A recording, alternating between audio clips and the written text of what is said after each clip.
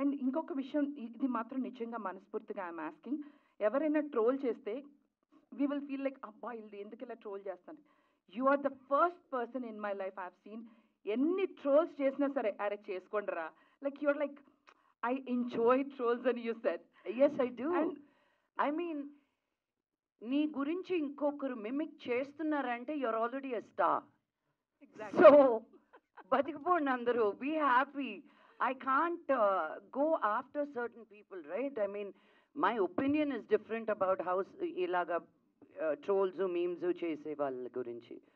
But then I also enjoy it. They are so funny.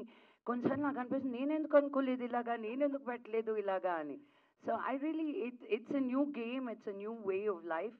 And ఒక thick skin ఒకటి వేసుకొని నీ మీద you just have to enjoy it అంతే. నేనే ఎన్నిసార్లు తన్ని మిమిక్రీ చేసి దాంకునేది నేను ఎక్కడైనా కనిపించినప్పుడు బాబోయ్ అని నేను ఎత్తుక్కొని వెళ్ళి రా బయటకంటే sorry sorry sorry sorry. I would really appreciate because see తను చాలా క్రియేటివ్గా చేసేది.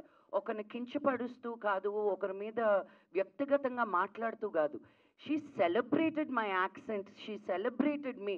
అలాంటప్పుడు భయపడాల్సిన అవసరం లేదు.